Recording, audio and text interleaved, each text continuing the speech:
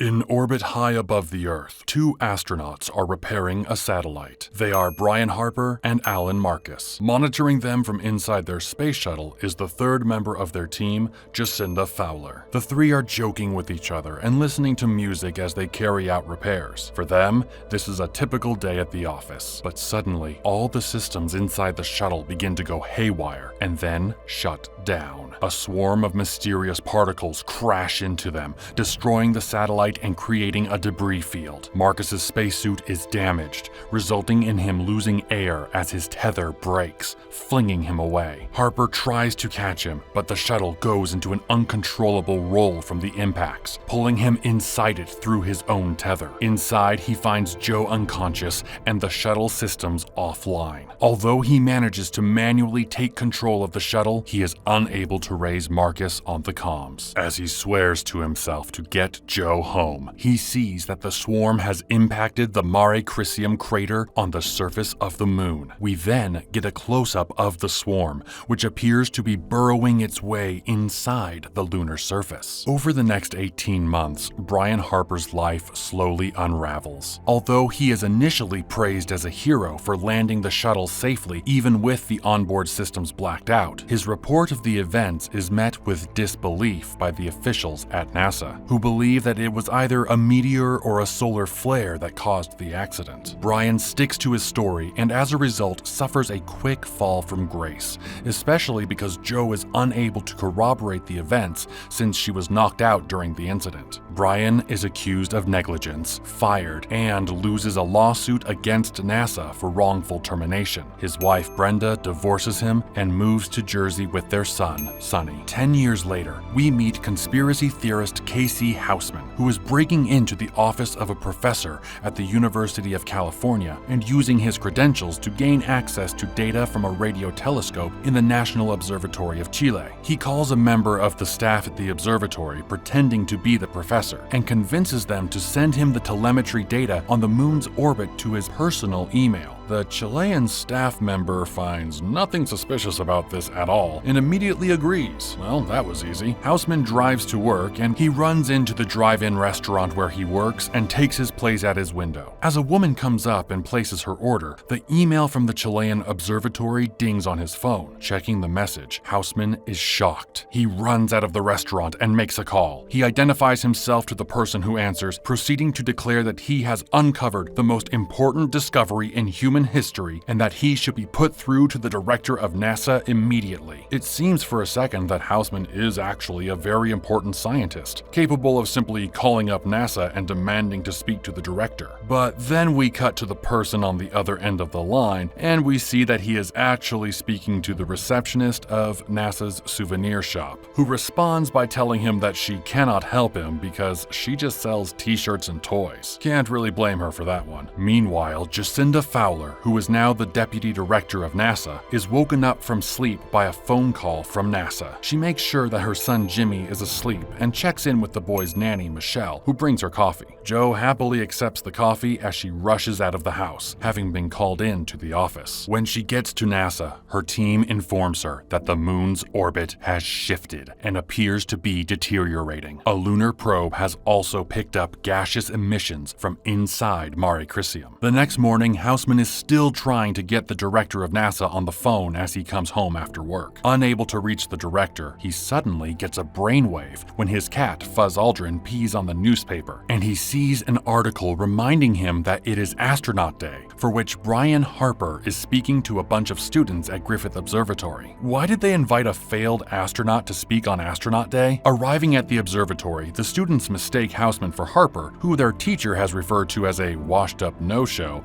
and is complaining to someone. The movie catches up with Harper, who it seems really is a washed-up has-been, and is still sleeping like a log while his landlord bangs on the door demanding rent, which is 3 months late. Harper ducks the landlord and gets away from there on his motorcycle. When he arrives at Griffith, he sees that Houseman has taken over his presentation and is teaching the kids all about his theory that the moon is a giant hollow megastructure built by aliens. Houseman introduces himself to Harper as a megastructurist and tells him that he needs to get in touch with NASA to tell them that the moon is out of orbit. Harper responds by calling security and telling them to throw Houseman out for impersonating him and creeping out a bunch of school kids. Can't really blame him for that either. When he gets home, Brian gets a phone call from his ex-wife telling him to turn on the TV, where he discovers his son, Sonny Harper, in a high-speed chase with the police. Sonny's car is stopped and he is arrested. At the boy's bail hearing in court, he is unable to keep himself in check and tries to argue with the judge. This backfires, and Sonny's bail is postponed a week, remanding him into custody for the duration. Brian gets into a heated argument with Tom, Sonny's stepfather and Brenda's husband. They blame each other for the fiasco in court. At NASA, the team has discovered that they have 3 weeks before the moon reaches a threshold known as the Roche limit, which will cause it to break apart and crash into the Earth. They also confirm that a massive hole has appeared inside Mare Crisium. Houseman leaks his findings online anonymously, and the news immediately goes viral. The NASA director puts out a statement that they are planning a lunar recon mission and that everything will be all right. The public doesn't buy this,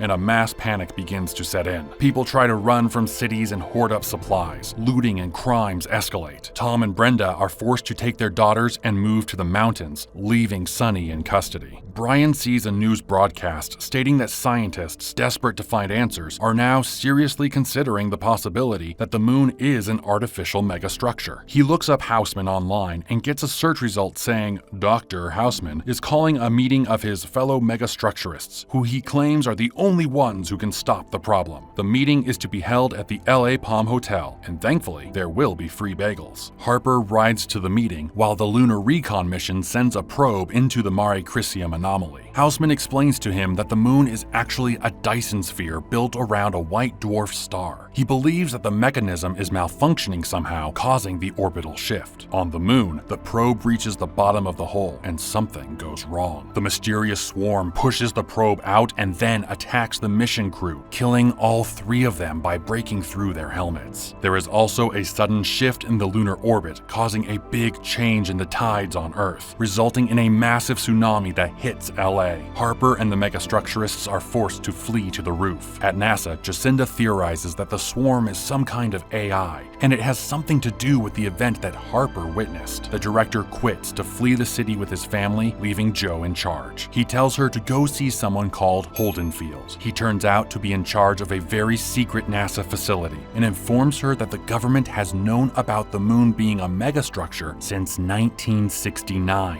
when Apollo 11 landed and discovered the truth. He has been in charge of keeping it under wraps ever since. A countermeasure was put into development called Zulu X-ray 7, but the project was abandoned due to budgetary concerns. Joe evacuates her son and his nanny from the city and sends a special forces team to pick up Brian and Houseman from the hotel. She talks to her ex-husband, a military official who works in the Pentagon, and learns that the Zulu X-ray 7 was a prototype EMP designed to destroy whatever technology resided inside the moon. She reveals the truth to Brian and tells him that as he is the only person who has safely landed a shuttle without power, she needs him to do it again, since the swarm is expected to cause a power outage for the next mission as well. In exchange, Joe orders the military to get Sonny out of jail. A mission is put together by retrieving the retired space shuttle Endeavour from the California Science Center Museum, where it is discovered that someone has written F the moon on the shuttle's hull. As the repairs are underway, the shifting gravity causes an earthquake, damaging one of the shuttle's engines. Realizing that the shuttle cannot make it to space with only 2 engines, Joe orders an evacuation so that everyone can spend their final moments with their families. As the evacuation is completed and everyone goes home, Houseman and 2 control room technicians finish calculating the moon's new orbit, and Joe figures out that if they launch when the moon is directly above them, then the moon's gravity will give them a boost, letting them break atmosphere with only 2 engines. However, with all the crew gone, Joe and Brian have to fly the mission themselves. They convince Houseman to go along with them. They say goodbye to their families and move to launch. There's no ground crew at all, and they only have the 2 technicians in the control room, but the space shuttle is magically ready for launch in no time at all. The Earth's gravity shifts again, causing causing a massive tidal wave. Joe and Brian's families manage to get away and the launch is successful, but the technicians are killed. Joe, Brian, and Houseman successfully make it to space and refuel the shuttle. They are then forced to do navigation calculations using a sextant and a slide rule after turning off power to try and hide themselves from the swarm. Brian drops off the EMP device above the lunar surface and returns to the shuttle. The swarm emerges from inside the moon and appears to be taking the bait for a minute, but then it changes course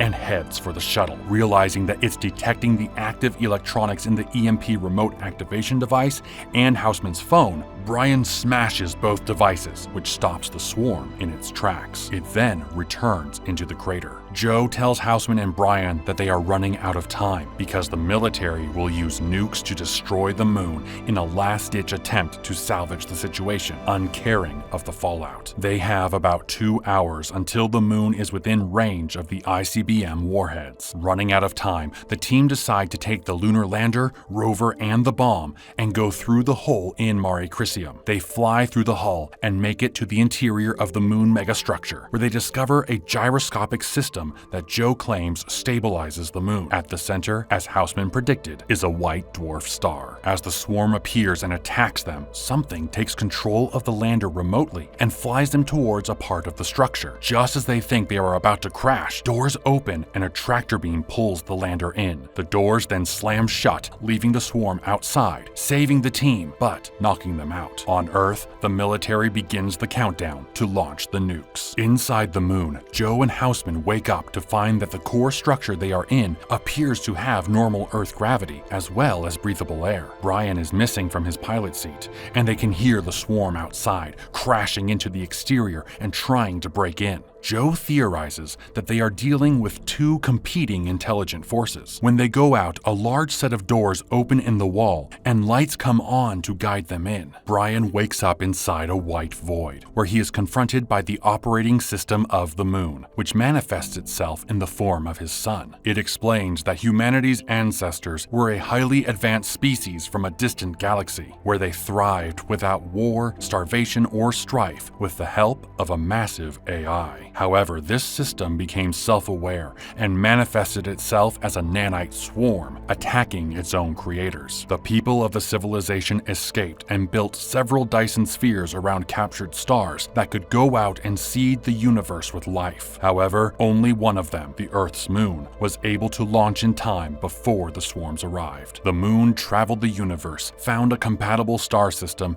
and created the Earth, seeding it with life. The moon operating system asks Brian if he will die for his son, and when he says yes, it tells him that he must lure the swarm away from the white dwarf core and destroy it so that the moon can return to orbit. Brian wakes up inside his own body, convulsing as Joe and Houseman find him. He tells them what he has learned and leads them out, where they find their lander fully repaired and upgraded. Brian flies them out the doors and lures the swarm to them by turning on all the electronics. As it chases them, he leads it to a spaceship yard where the moon's internal defenses kick in and begin blasting away at the swarm. On Earth, the moon gets close to the surface and the military tries to launch the nukes. But Joe's ex-husband intervenes, holding the leaders at bay with a gun and trusting in Joe to save them. Inside the moon, Brian tells the others that one of them has to stay behind inside the rover to act as bait, letting the swarm get close before triggering the EMP. Although he volunteers himself, Houseman does it instead, thanking him for the opportunity to prove to everyone that he wasn't a joke. The swarm covers the rover and is about to attack Houseman when he tells it that it underestimated humanity